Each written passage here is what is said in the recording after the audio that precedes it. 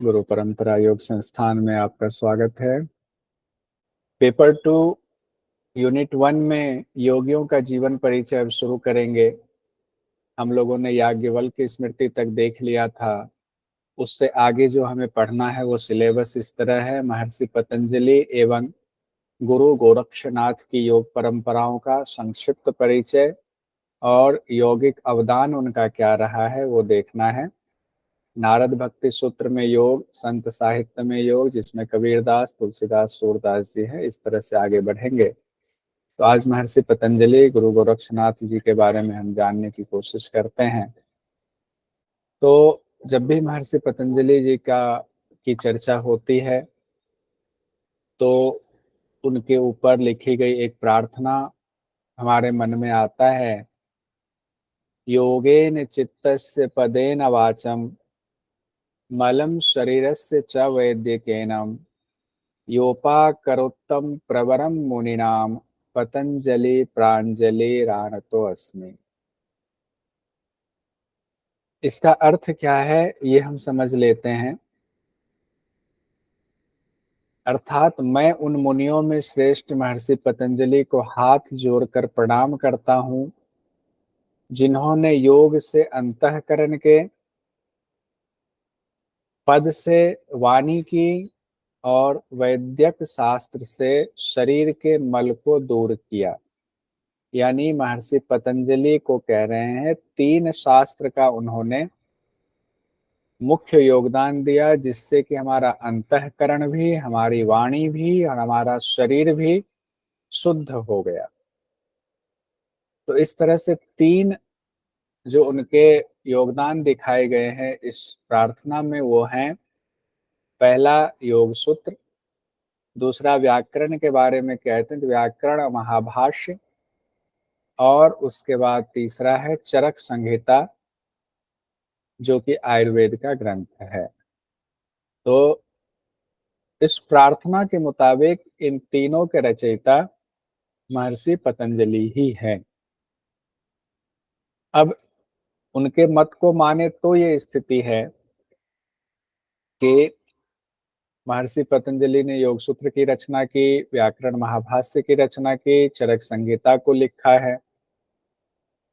अब सवाल उठता है कि महर्षि पतंजलि कौन थे, महर्षि पतंजलि कब हुए। तो उनके बारे में अभी भी कोई एक मत प्रतिष्ठित नहीं हो पाया है। अलग अलग व्याख्याकारों का अलग अलग मत है जिसकी वजह से कंफ्यूजन बना हुआ है। लेकिन उनके शास्त्र को अगर हम माने तो वो शास्त्र, उस पर सभी विद्वान एक मत हैं कि योग सूत्र उनके द्वारा दी गई है। तो योग सूत्र में एक सूत्र का आगे पीछे हो जाता है, कहीं 195 कहीं 196 है। तो अब कई लोगों का ये कहना है कि महर्षि पतंजलि कई हुए। जैसे व्यास जी के बारे में हम लोगों ने पढ़ा है ना कि व्यास जी, कई लोग कहते हैं व्यास तो पदवी है, पदवी तो है, लेकिन व्यास जी कितने हुए? क्या वो व्यास जी जिनकी चर्चा हम लोग करते हैं महाभारत की रचना के बारे में, वो व्यास जी और बाद के कई व्यास जी की चर्चा तो सब अलग थे। तो यहाँ पर कंफ्यूजन पैदा होता है। अब उसी तरीके से महर्षि पतंजलि के नाम को लेकर के भी कंफ्यूजन है कि महर्षि पतंजलि नाम भी कोई पदवी हुआ या महर्षि पतंजलि एक ही हुए। अब कहते हैं दरअसल महर्षि पतंजलि ने पाणिनि के अष्टाध्यायी पर व्याकरण महाभाष्य लिखा, फिर पातंजल योग दर्शन की बात आती है। अब विद्वानों ने इस पर रिसर्च शुरू किया तो विद्वान इस बात पर पहुंचे कि महर्षि पतंजलि ने पाणिनि के अष्टाध्यायी पर व्याकरण महाभाष्य लिखा और फिर पातंजल योग दर्शन की रचना की। तो 2 ग्रंथ हो गए। दोनों ग्रंथ का काल अलग अलग है, अलग अलग समय पर दोनों ग्रंथ लिखे गए। तो एक विद्वान हुए पश्चिम के J.H. वुड्स। तो उनका कहना था कि चूंकि दोनों का काल अलग अलग है इसीलिए पतंजलि एक नहीं थे, 2 पतंजलि थे। तो 2 पतंजलि हुए, इसका मतलब कि पतंजलि एक तरह से पदवी हो गई हो। जे.एच. वुड्स महाराज ने कहा कि पतंजलि एक नहीं थे, दो थे। वहीं प्रोफेसर जैकोबी एक हुए जिन्होंने उन्होंने भी रिसर्च किया, और प्रोफेसर कीथ का नाम आता है, उन्होंने भी रिसर्च किया। तो उनके मुताबिक क्या था, व्याकरण भाषा और योग दर्शन की भाषा शैली भी अलग अलग है। तो उनका मानना था कि एक ही व्यक्ति जब लिखता है तो भाषा शैली का असर होता है। तो भाषा शैली अलग है, इसका मतलब इनके रचयिता एक नहीं हो सकते, अलग अलग रचयिता होंगे। लेकिन मैं ऐसा नहीं मानता हूँ, ये मेरा व्यक्तिगत मत है कि ये मत मानने लायक नहीं है। जैसे आजकल होते हैं ना, अब शाहरुख खान जी हैं तो वो किसी भी फिल्म में आते हैं तो उनका स्टाइल एक ही जैसा रहता है।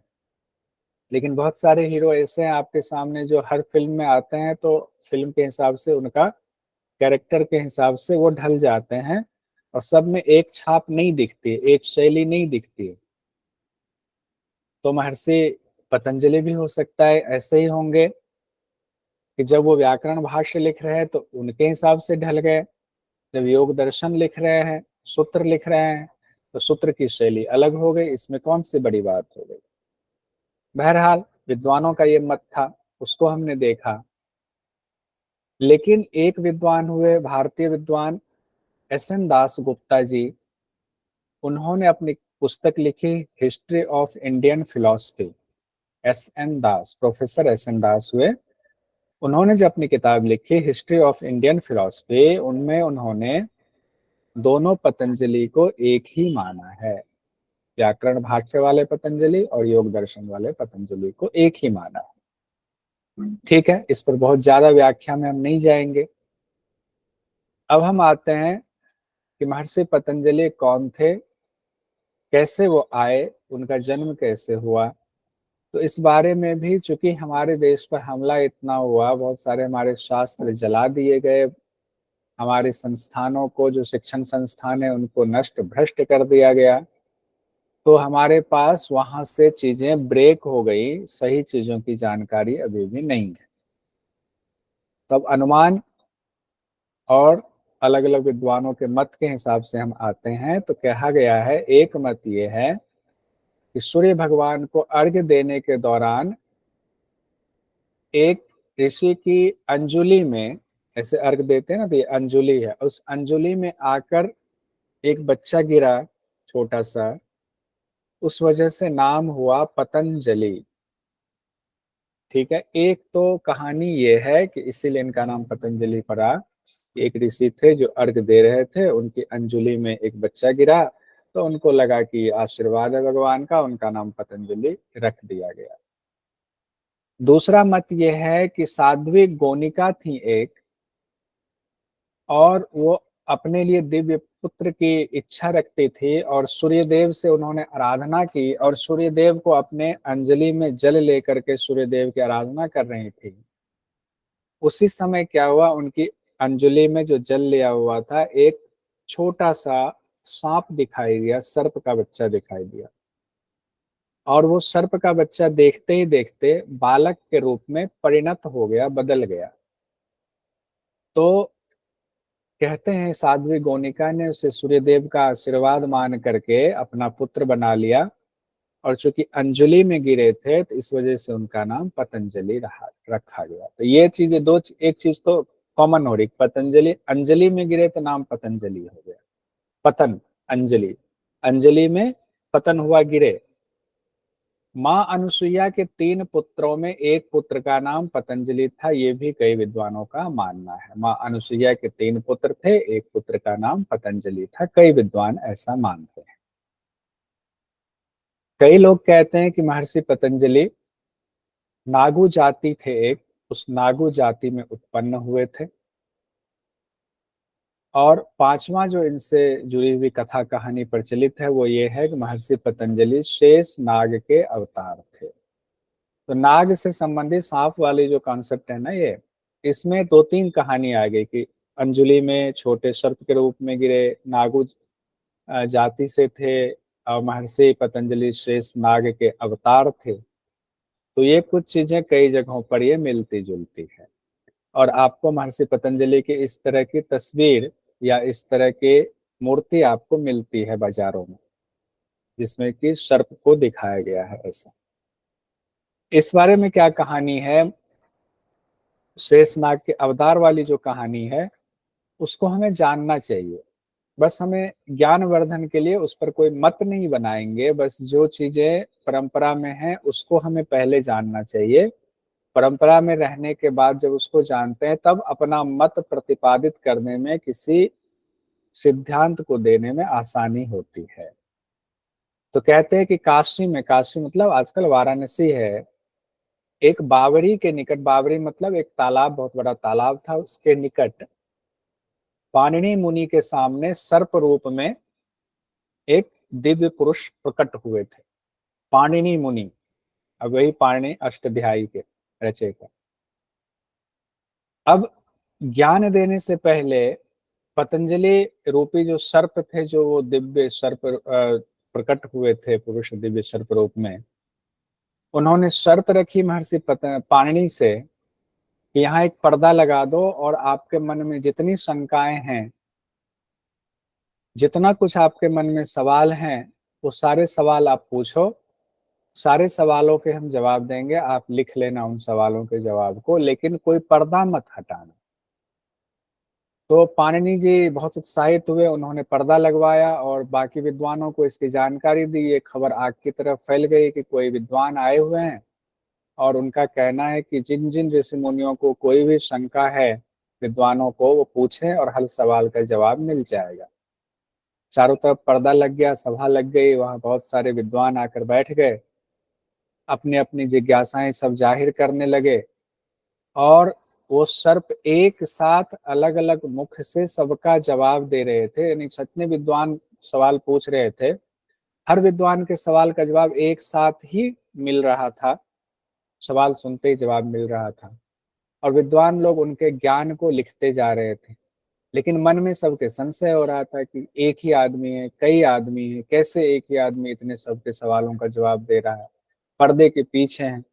तो होते हैं ना कि जरा पर्दा उठा के देखें, इस तरह के मन में सबके साथ होने लगा। बहुत तरह के विद्वान थे वहां। तो कहते हैं उस दौरान कई भाष्य लिखे गए, कई चीजों पर शंका थी, सब लिख रहे, तो कई भाष्यों की रचना इस तरह से हो गई महर्षि पतंजलि के बताने से। और जैसा कि हमने कहा कि एक विद्वान के मन में जिज्ञासा हुई कि चलो पर्दा हटा कर देखते हैं, इनके दर्शन कर लिया जाए, जो भी महान विद्वान है यहाँ पर। तो जैसे पर्दा हटाया तो शेष नाग ने फुंकार मारी और उस फुंकार से क्या हुआ, अग्नि निकली और अग्नि से जितनी चीजें उन लोगों ने लिखी हुई थी, वो सभी लेख जल गए। अब जल गए तो सब लोग परेशान। पाणिनि जी को पहले ही बताया हुआ था उन्होंने कि हमें ढक के रखना। वहीं वृक्ष था एक बावड़ी के पास, उस वृक्ष पर यक्ष भी बैठे हुए थे और वो भी पत्तों पर पतंजलि के बताए भाष्य को लिख रहे थे, पत्तों पर। और जब देखा कि विद्वान लोग परेशान हो गए, उनके सारे लिखे हुए जल गए, तो उन्होंने दया दिखाते हुए उस यक्ष ने उन पत्तों को नीचे गिरा दिया कि लो इन पत्तों पर। जब पत्ते नीचे गिरने लगे, विद्वानों ने देखा इस पर कुछ लिखा हुआ है, इसका मतलब पेड़ के ऊपर कोई दिव्य यक्ष बैठे थे जिन्होंने इनको लिखा है। तो उन लोग समेटने लगे। वहां उस समय जो है कुछ बकरियां चल रही थी, उन्होंने कुछ पत्तों को खा लिया, बकरियों को भगाया। तब तक कुछ कई पत्तियां बकरियां खा गईं। तो भाष्य में कई जगहों पर विसंगतियां इसलिए पाई जाती है, ऐसा कहा जाता है कि हमारे जो भारतीय सभ्यता संस्कृति में जो कई भाष्य हैं, उसमें कई चीजें मिसिंग हैं, इस वजह से ऐसा कहा गया। अब इसमें एक चीज, जैसे कि पहले कहा गया पाणिनि के अष्टाध्यायी पर महर्षि पतंजलि ने भाष्य लिखा, वो बात यहाँ साबित नहीं होती। यहाँ लगता है कि महर्षि पतंजलि ने बताया तब तभी उस पर भाष्य लिखा गया। तो ये चीजें थोड़ी कंफ्यूजन पैदा करती हैं, लेकिन ठीक है, ये किंवदंतियां हैं, मतलब कथा कहानी इस तरह से प्रचलित है। अब उसको छोड़ करके थोड़ा सा हम लोग दूसरी तरफ आते हैं, इधर देखते हैं।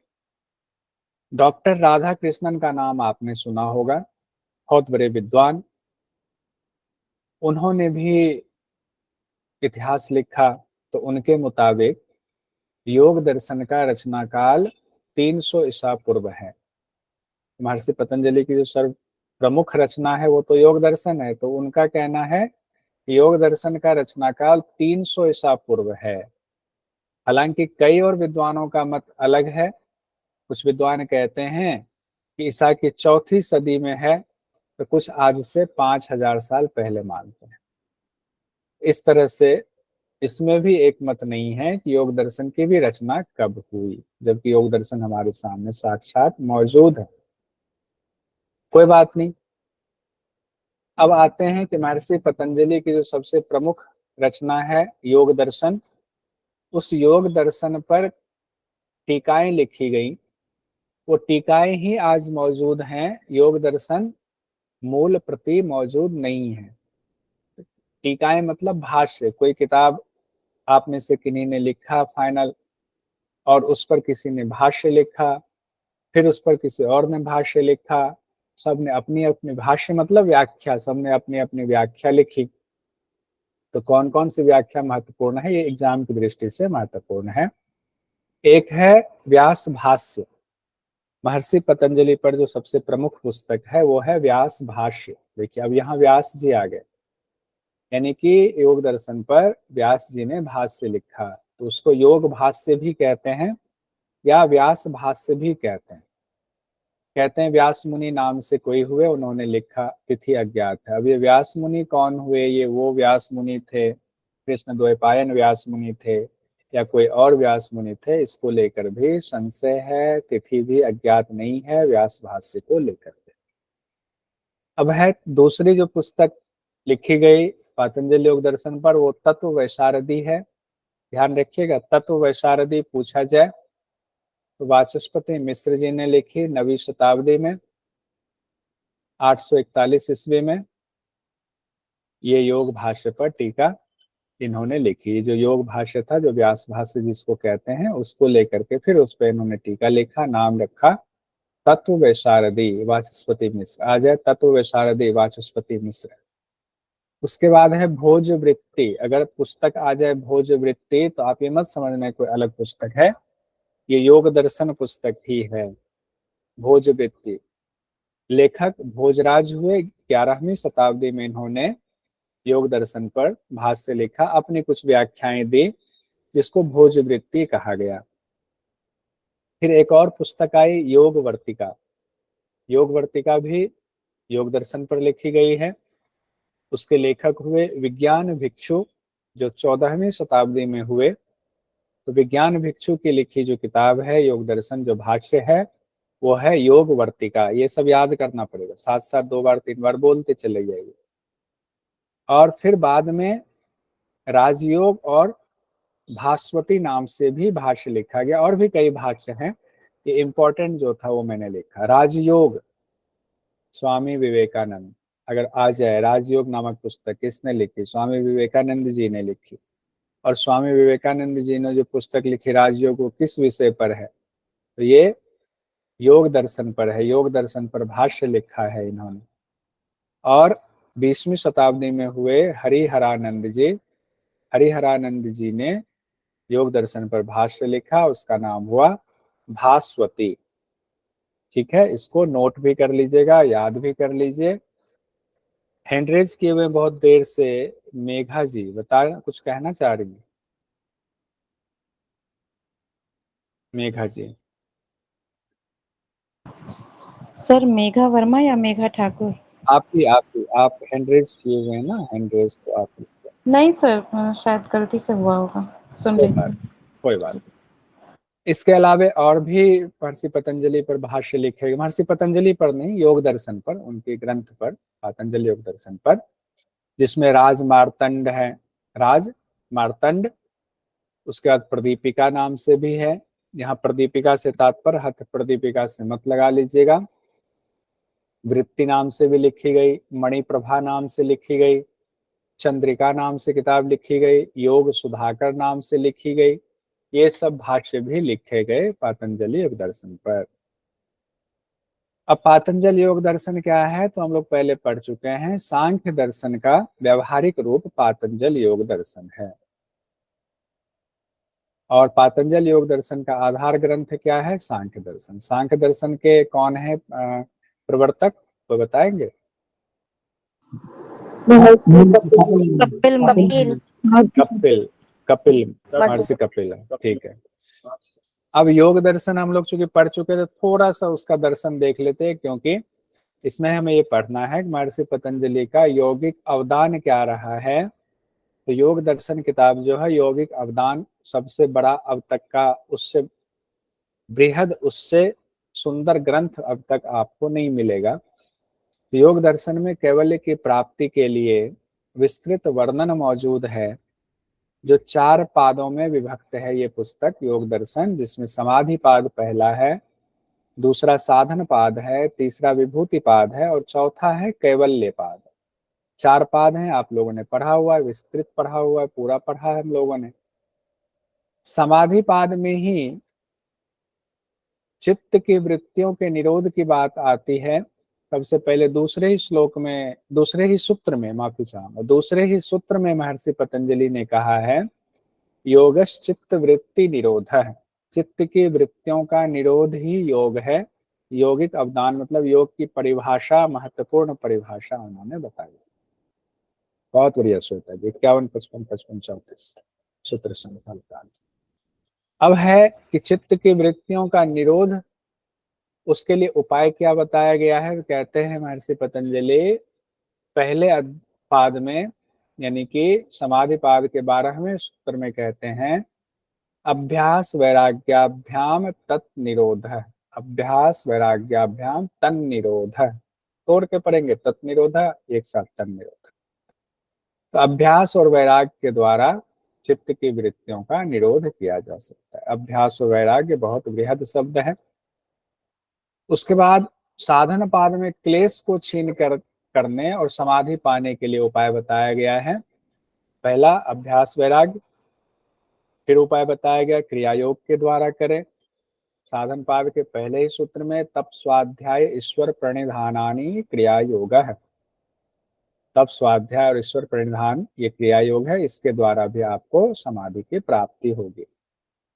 और उसके बाद तीसरा उपाय जो उन्होंने बताया, साधन पाद में ही दुखों को दूर करने का उपाय विवेक ख्याति है, और विवेक ख्याति की प्राप्ति अष्टांग योग से होती है।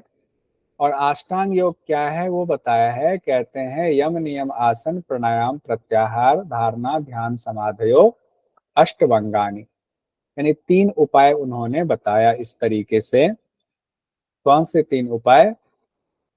उत्तम साधक के लिए, कहते ये व्याख्याकारों का मत है, कहीं महर्षि पतंजलि ने ये लिखा नहीं है कि उत्तम साधक अभ्यास वैराग करे, लेकिन ऐसे व्याख्या, ऐसा पूरा पढ़ने पर ऐसा लगता है कि उत्तम साधकों के लिए अभ्यास वैराग्य बताया गया है सिर्फ।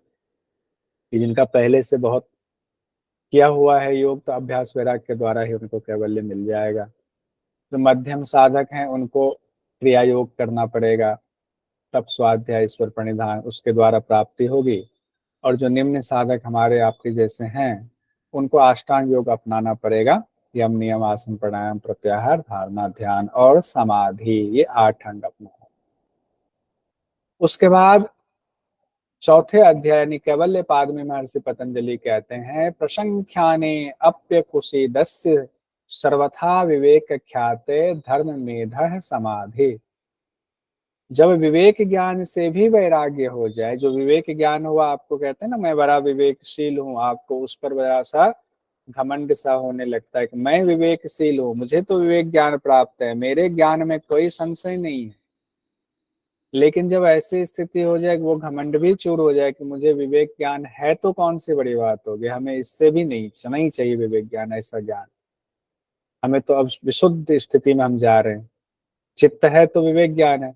जब चित्त से भी आपने संबंध तोड़ लिया, आप आत्मदर्शन की स्थिति में पहुंचते हैं, तो विवेक ज्ञान से भी धीरे धीरे वैराग्य होने लगता है। तो विवेक ज्ञान सर्वथा प्रकाशमान हो जाता है, फिर घमंड की स्थिति नहीं रहती है। तो ऐसे में कहते हैं, ऐसे साधक की जो स्थिति उस दौरान होती है, उसको एक पदवी दिया गया है, उसको कहा गया धर्म मेघ समाधि। यानी विवेक ज्ञान से वैराग्य हो गया और विवेक ज्ञान सर्वथा प्रकाशमान हो गया, तो धर्म में समाधि की प्राप्ति हो।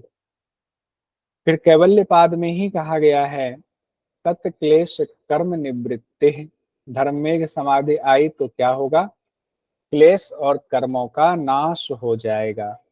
तो पूछा जाता है, एग्जाम में कई बार आता है, क्लेश कर्म की निवृत्ति किससे होती है? तो धर्म में समाधि से क्लेश और कर्मों की निवृत्ति होती है। कहते हैं ततः कृतार्था नाम परिणाम क्रम समाप्तिर गुणानाम। आगे क्या होता है फिर?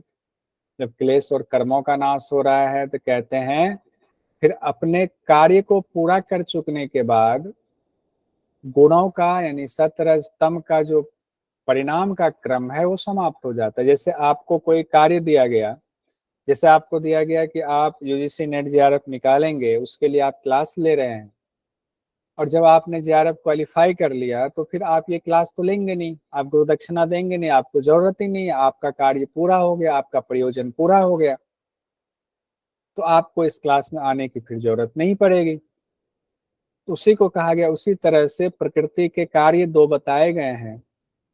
एक कार्य बताया गया है भोग कराना पुरुष को यानी आत्मा को, दूसरा जब भोग से परिपूर्ण हो जाए तो उसको मोक्ष दिला दो।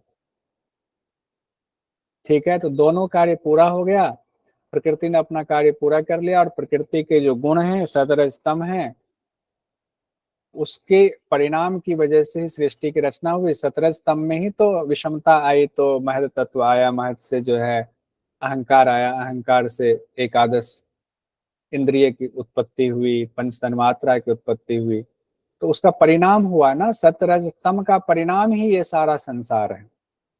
तो सतरज तम का परिणाम का क्रम ही समाप्त हो गया, तो क्या हुआ? मोक्ष मिल गया। लेकिन ये मत सोचिए सतरज तम के परिणाम का क्रम मेरे लिए समाप्त हुआ अगर मैंने इस स्थिति को प्राप्त कर लिया तो।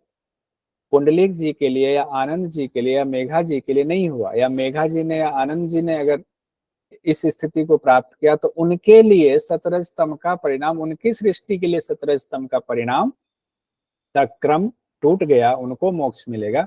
मेरे लिए सतरज स्तंभ का परिणाम है ही। ठीक है, तो सृष्टि का प्रलय नहीं होगा जब तक हम लोग बने रहेंगे। उसके बाद क्या कहा गया है 34वें नंबर के सूत्र में, कैवल्यपाद में, जो अंतिम सूत्र जिसको कहा गया है, पुरुषार्थ शून्यानाम गुणानाम प्रति प्रसव कैवल्यम स्वरूप प्रतिष्ठा वा चिति शक्तेरिति। यानी कि जिस पुरुष के लिए कोई कर्तव्य अब सतरज तम का शेष रह ही नहीं गया, ऐसे गुणों का अपने कारण में विलीन हो जाना कैवल्य है। अब वो सतरज तम का कोई कार्य रहा नहीं, आपने जो है इस क्लास को, अब आपके लिए कोई प्रयोजन रहा नहीं, तो आप अपने कारण में विलीन होंगे, यानी यहाँ से हट जाएंगे इस क्लास से, तो वही आपके लिए कैवल्य हो गया। इस स्थिति में कैवल्य, अब ये नहीं कि कल को आप क्लास नहीं ले रहे तो आपको कैवल्य की प्राप्ति होगी, ऐसा नहीं। या यूं कहें कि दृष्टा अपने स्वरूप में प्रतिष्ठित हो जाता है।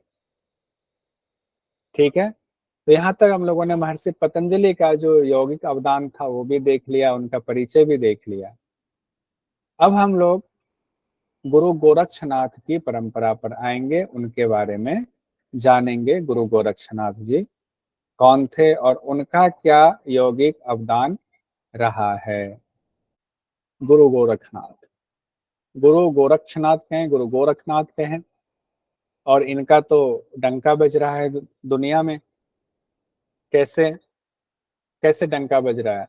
एक तो हम लोग रोज ही सुनते हैं योगी आदित्यनाथ जी, तो इन्हीं के परंपरा में हुए हैं। तो एक तो ये अभी राजकाज में जो भाग ले रहे हैं इन्हीं की परंपरा से हैं। दूसरा जो महत्वपूर्ण है वो ये है कि पूरी दुनिया जो योग का अभ्यास करती है, 21 जून को जो पूरी दुनिया देखते हैं योग का अभ्यास करती है, बाद में भी करती है, वो गुरु गोरक्षनाथ की देन है, या उनके गुरु मत्स्येंद्र नाथ की देन है, और उन्हीं से गुरु गोरक्षनाथ जी ने फैलाया। फिर धीरे धीरे परंपरा चली, हठ योग की परंपरा, और पूरी दुनिया हठ योग का अभ्यास कर रहा है आज तक। तो आगे बढ़ते हैं। हठ योग परंपरा के प्रमुख योगियों में गुरु गोरक्षनाथ का स्थान सर्वोपरि कहें बहुत महत्वपूर्ण कहें, चूंकि हठ योग ये कहता है कि भगवान शिव ने, वही आदि गुरु हैं, वही आदि योगी हैं, और उन्होंने इस ज्ञान को नीचे दिया। नीचे किनको दिया? वो माँ पार्वती को योग का ज्ञान दे रहे थे। उसी ज्ञान को मत्स्येंद्र नाथ ने सुन लिया, और फिर मत्स्येंद्र नाथ जी ने उसी ज्ञान को अपने शिष्य गोरक्षनाथ जी को दिया, और गोरक्षनाथ जी ने आम लोगों के बीच में हठ योग का प्रचार प्रसार किया। यह हठ योग के संदर्भ में हो रहा है। वैसे कथा कहानी ये भी है कि भगवान शिव ने सप्तऋषियों को ज्ञान दिया। ठीक है, तो जब गुरु ही थे, आदि गुरु ही थे, आदि योगी ही थे, तो बहुत सारे लोगों को ज्ञान दिया होगा। तो उसमें से माँ पार्वती को भी दे रहे थे, तो वहीं बगल में तालाब था, उस तालाब में मछली थी, मत्स्येंद्र नाथ उनका नाम था। उन्होंने भी सुन लिया, और उन्होंने सुना तो फिर भगवान शिव को पता चला, तो उन्होंने उसको आशीर्वाद दिया, मनुष्य शरीर दिया, और उनसे कहा कि अब आप जाओ और आम लोगों के बीच में इस ज्ञान का प्रचार प्रसार करो, ताकि लोगों को मोक्ष की प्राप्ति हो सके, उनको सही ज्ञान की प्राप्ति हो सके। तो मत्स्येंद्र नाथ जी आए, और उनको फिर जो है, फिर गोरक्षनाथ जी की पूरी कहानी है कि गोरक्षनाथ जी का जन्म कैसे हुआ। तो मत्स्येंद्र नाथ जी ने अपने शिष्य गोरखनाथ को हठ योग का ज्ञान दिया, और गोरखनाथ जी महाराज ने इस ज्ञान को फिर अपने शिष्य को, फिर ये शिष्य परंपरा बढ़ती चली गई। इसी क्रम में कहते हैं नाथ पर संप्रदाय की नींव रखी गई, यानी कि मत्स्येंद्र नाथ, लास्ट में नाथ लिखा हुआ, गोरक्षनाथ। तो नाथ जो लिखा हुआ है, तो नाथ संप्रदाय ही चल गया। नाथ संप्रदाय, नाथ संप्रदाय के 9 मुख्य योगी हुए, 9 नाथ हुए। कहीं कहीं पर नाम में बदलाव आता है, यहाँ पर ये 9 नाम हमने लिखा है, जो पुंडलिक सर ने रिसर्च करके लिखा है। हालांकि कई जगहों पर इसमें से कुछ नाम चेंज है। गोरक्षनाथ, जालंधरनाथ, कनिफानाथ, गाहिनीनाथ, चरपटीनाथ, रैवनाथ, नागनाथ, भर्तरीनाथ और गोपी चंद्रनाथ। लेकिन और एक दो जगहों पर नाम कुछ चेंज हैं, तो इसलिए इस पर बहुत ज्यादा जोर नहीं देंगे। कहते हैं भगवान बुद्ध जब थे, तो उनके बाद उनके अनुयायी समय के साथ कई विचारधाराओं में बट गए। धीरे धीरे बौद्ध विचारधाराओं में अपरोध और मलिनताएं आने लगी, क्योंकि भगवान बुद्ध जब तक थे, उन्होंने कोई धर्म नहीं चलाया था, उन्होंने कोई किताब नहीं लिखी थी। भगवान बुद्ध ने, वो तो जगह जगह अपने विचार व्यक्त करते थे। तो उन्हीं के अनुयायियों ने उन विचारों को सहेज कर अपने दिलो दिमाग में रखा था। जब बौद्ध संगीति हुई, तो उस दौरान उन विचारों का प्रचार प्रसार हुआ, फिर किताब बाद में लिखी गई गौतम बुद्ध के बाद। और ऐसा उनके विचारों को लेकर के आपस में ही उनके शिष्य लड़ पड़े, तो उसमें बंटवारा हो गया। बौद्ध धर्म भी, बौद्ध को धर्म मान लिया गया बाद के लोगों ने, और उसमें भी कहा कि नहीं, गौतम बुद्ध ने ये जो बात कही थी उसका ये अर्थ होता है, दूसरे शिष्य ने कहा ये अर्थ होता है, तो दोनों दोनों बट गए। इनके मानने वाले इधर हो गए, उनके मानने वाले उधर हो गए। जब बौद्ध धर्म हम लोग पढ़ेंगे, उसमें देखेंगे कैसे विचारधारा की वजह से बौद्ध धर्म विभक्त होता चला गया। अब उस दौरान लोग भ्रमित होने लगे, किनकी माने किनकी नहीं माने, कौन सी धारा को हम अपनाएं कि हमारा मोक्ष हो, हमारा कल्याण हो, हमारा मन शांत हो, शरीर बेहतर बना रहे। तो लोग जब भ्रमित होने लगे, तो उसी दौरान गुरु गोरक्षनाथ जी का आविर्भाव हुआ, और गुरु गोरक्षनाथ जी ने लोगों को, भ्रमित लोगों को हठ योग का ज्ञान दिया। और उस हठ योग के ज्ञान के द्वारा शरीर और मन को साध करके लोग एक उच्च आध्यात्मिक अवस्था तक पहुंचने का वो मार्ग था जो करते थे, उसका अवलोकन, जो उसका अनुसरण करते थे, वो आध्यात्मिक अवस्था, उच्च आध्यात्मिक अवस्था तक पहुंचते थे। तो इस तरह से साधारण लोगों तक हठ योग का ज्ञान पहुंचाया गुरु गोरक्षनाथ ने। और ये ऐसा ज्ञान था कि जो जितना करेगा वो उतनी उसकी प्राप्ति होगी। जिन्होंने थोड़ा किया तो थोड़ी की प्राप्ति हुई, उसी में संतुष्ट। कोई ज्यादा किया, करता गया करता गया करता गया, तो उसको उतना मिलता गया। इसीलिए ये ज्ञान बहुत फैला, क्योंकि इसमें अगर कोई सिर्फ आधा घंटा रोज आसन ही आसन कर रहा है, उससे भी शरीर स्वस्थ हो रहा है, तो उसको लगा कि इतना ही हम कर सकते हैं, इससे ज्यादा हमारे वश में नहीं है। तो उससे उसने देखा कि इतना फायदा हो रहा है, तो इसलिए ये ज्ञान ऐसा फैला कि आज तक ये पूरे विश्व में फैलता जा रहा है। क्योंकि कोई इसमें बंधन नहीं है कि आपको पूरा करना, आपको समाधि तक पहुंचना ही है। नहीं पहुंच रहे, आपकी मर्जी। आप सिर्फ चाह रहे हैं कि हमारा शरीर ही स्वस्थ रहे, बाकी हम भोग करते रहे, आप कीजिए। तो इस तरह से हठ योग का ज्ञान आज संपूर्ण विश्व में फैला हुआ है। अब इनका जीवन परिचय थोड़ा देखते हैं। योगदान हमने थोड़ा सा देखा। जीवन परिचय तो इतिहासकारों के मुताबिक क्या कहा गया है कि गुरु गोरक्षनाथ का समय 10वीं से 14वीं शताब्दी के बीच का रहा है। गौतम बुद्ध के बाद का जो समय है, 10वीं से 14वीं शताब्दी के बीच गुरु गोरक्षनाथ जी हुए। कई ग्रंथकार का कहना है कि 11वीं से 12वीं शताब्दी के आसपास गुरु गोरक्षनाथ रहे। अब नाथ संप्रदाय के जो मानने वाले हैं, उनका ये कहना है गुरु गोरक्षनाथ जी जब हुए तो उनका अवसान नहीं हुआ, उनका जो है उनकी मृत्यु या उनकी समाधि वाली जो स्थिति, जो हम लोग समाधि का अर्थ आजकल मृत्यु लगा लेते हैं, उस तरह से मृत्यु किसी ने नहीं देखा उनका। वो कहते हैं, आज भी हम लोग पढ़ते हैं ना हठ योग के ग्रंथ में कि सारे नाथ जो गुरु हैं जिन्होंने समाधि की स्थिति प्राप्त कर ली, स्थिति को प्राप्त कर लिया, तो आज भी ब्रह्मांड में मौजूद है। तो ऐसा नाथ परंपरा वालों का मानना है कि गुरु गोरक्षनाथ आज भी मौजूद है। जब तक उनको जरूरत थी शरीर रूप में रहने की, तब तक रहे। अब जरूरत नहीं हुई, उन्होंने अपना संप्रदाय बढ़ा दिया, तब नहीं है। तो जन्म स्थान कहा जाता है गोरखनाथ, गुरु गोरखनाथ जी के जन्म स्थान को लेकर के कहा जाता है कि गोरखपुर में ये रहे। चूंकि गोरखपुर में कर्मस्थली इनकी रही, तो गोरखपुर माना जाता है। और गोरखपुर में अभी भी इनका आश्रम है।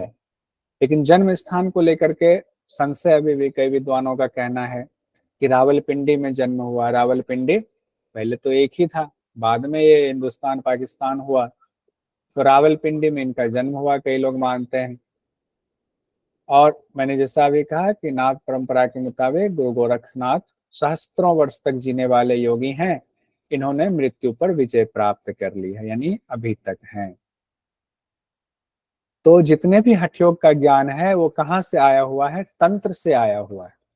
तंत्र के कौन हुए? भगवान शिव हुए। तो तंत्र में जो बिखरे हुए गूढ़ ज्ञान रहा योग का, उसको समेट करके सरल तरीके से आम लोगों तक गुरु गोरखनाथ या गुरु गोरक्षनाथ जी ने पहुंचाया। अब नेपाल के लोग क्या मानते हैं? गोरखनाथ जी पशुपतिनाथ का अवतार है। तो वैसे जो जिस परंपरा को मानने वाले होते हैं, तो उनके अंदर उस परंपरा से संबंधित शक्ति आ ही जाती है। तो पशुपतिनाथ हो गए भगवान शिव के अवतार, तो भगवान शिव की शक्ति, चूंकि उन्हीं के दिए हुए ज्ञान को फैला रहे हैं, तो उनकी शक्ति इनके अंदर आई, इसीलिए उनका अवतार मानते हैं। जैसे कि हम लोगों ने महाभारत में पढ़ा, राजा का तात्पर्य ही होता है, भगवान विष्णु ने अवतरित किया तो भगवान विष्णु की शक्ति उनके अंदर होती है। ऐसा माना जाता है जो भी राजा हैं भगवान विष्णु की शक्ति के साथ वो अवतरित हुए हैं। अब आते हैं गुरु गोरक्षनाथ जी ने कितने ग्रंथों की रचना की। तो कहते हैं गुरु गोरक्षनाथ जी ने गोरख संहिता, योग चिंतामणि, गोरख बोध, सिद्ध सिद्धांत पद्धति, योग सिद्धांत पद्धति, योग मार्तंड के बारे में भी कहा जाता है, गोरक्ष शतक, गोरख सार, गोरक्ष सहस्त्र नाम, चतुर्शित्यासन, विराट पुराण और गोरक्ष कल्प। ये महत्वपूर्ण जो थे, प्रमुख जो थे, उनका नाम हमने लिखा। और हमारे सिलेबस में जो यूजीसी नेट का सिलेबस है, उसमें गोरक्ष संहिता, सिद्ध सिद्धांत पद्धति तो हमें पढ़ना भी है। ये दो तो हम लोग पढ़ भी रहे हैं। तो ये गुरु गोरखनाथ जी का लिखा हुआ है। तो कई बार आ जाता है कि इन पुस्तक के लेखक कौन है, एग्जाम में ये भी क्वेश्चन आता है, तो ध्यान रखिएगा। गुरु गोरखनाथ जी के बारे में कहते हैं, जो एक कहानी प्रचलित है, इनका जन्म कैसे हुआ। तो कहते हैं जब एक बार मत्स्येंद्र नाथ जी जब भिक्षाटन पर थे, तो एक घर में भिक्षा के लिए गए, और उस दौरान क्या हुआ कि एक महिला ऐसी थी जिनको कोई संतान नहीं हो रही थी। जब उन्होंने मत्स्येंद्र नाथ जी को देखा तो उनसे कहा कि बाबा, हमें जो है हमारा कष्ट ऐसा है हमें कोई संतान नहीं हो रही है। तो मत्स्येंद्र नाथ जी ने उनको भस्म की एक पुड़िया दी और कहा कि इसको आप रखो और इसका सेवन करना। सेवन करने के बाद आपको जो है पुत्र की प्राप्ति होगी, आप चिंता मत करो। ये जब बातचीत हो रही थी उनसे, तो पड़ोस की एक महिला सुन रही थी। जब वो चले गए मत्स्येंद्र नाथ जी वहां से भिक्षा लेकर के, तो पड़ोस की महिला ने आकर उनको कहा कि क्या बात हो रही, तो उन्होंने कहा ऐसे ऐसे पुड़िया दिया, कहा इसका सेवन करोगे तुम्हें पुत्र की प्राप्ति होगी। तो पड़ोसी ने कहा कि ऐसा मत करना बहन, ये तो ढोंगी लोग होते हैं, पता नहीं क्या दिया हुआ मिला करके खा लोगे, कोई दिक्कत हो जाए, परेशानी हो जाए, कुछ क्या मनसा थी पता नहीं। यानी कि भिक्षाटन करने वालों पर शंका शुरुआत से ही लोग करते रहे। जिनके मन में शंका रहती है और जिनका हृदय सरल होता है वो तो संतों को सरल दृष्टि से ही देखते हैं। तो वो माता जी आ गई, उनके फेर में फंस गई और उन्होंने क्या कहा, कहा ठीक बात है, इसमें पता नहीं क्या है, तो उसको उठा करके उन्होंने फेंक दिया। फेंका भी कहाँ, गाय का गोबर था, फेंका सब गोबर एक साथ ले जाकर के जहाँ जमा कर रहे थे उसी के अंदर वो पुड़िया दब गई। कहते हैं ना, जहाँ हमारा जो वेस्ट चीजें हम फेंक रहे हैं उसको तो फेंक दिया, उसमें दब गया। तो कई सालों बाद, कहते हैं 12 साल या 18 साल ऐसे कुछ जिक्र है, मत्स्येंद्र नाथ जी फिर से उस घर में आए। उनको लगा कि बालक हुआ होगा, इतने साल का हो गया होगा, तो उन्होंने फिर से भिक्षा मांगी। और जब वो निकले तो उन्होंने कहा कि आपका बालक कहाँ है, अब कितने साल का हो गया, जरा दिखाओ, दर्शन कराओ बालक के। तो उन्होंने कहा कि महाराज, हमने तो वो खाया ही नहीं, हमसे ऐसे गलती हो गई, भारी गलती हो गई, हमने तो उसको फेंक दिया था। कहा कहाँ फेंका, मत्स्येंद्र नाथ जी ने पूछा। तो उन्होंने कहा कि ऐसे ऐसे गोबर के उसमें था, हमने वहां फेंक दिया था, तो उसके नीचे दब गया, इतने साल हो गए। तब गुरु गोरक्षनाथ जी ने उनको उस गोबर से निकाला। तो गोबर से उतने ही साल का, जितने साल पहले वो भस्म दिया गया था, उतने ही साल का बालक निकला। अब माता ने जो है प्रार्थना करनी शुरू कर दी कि हमें ये बालक दे दो। कहा नहीं माते, अब इस पर आपका कोई अधिकार नहीं है, क्योंकि आपने तो फेंक दिया था, अब ये मेरा शिष्य है, मैं अपने साथ इसको ले जाता हूँ। तो इसीलिए उनका नाम गोरक्षनाथ पड़ा। और गोरक्षनाथ जी को मत्स्येंद्र नाथ जी फिर अपने साथ ले गए, सारी शिक्षा दी उनको, अपना शिष्य बनाया।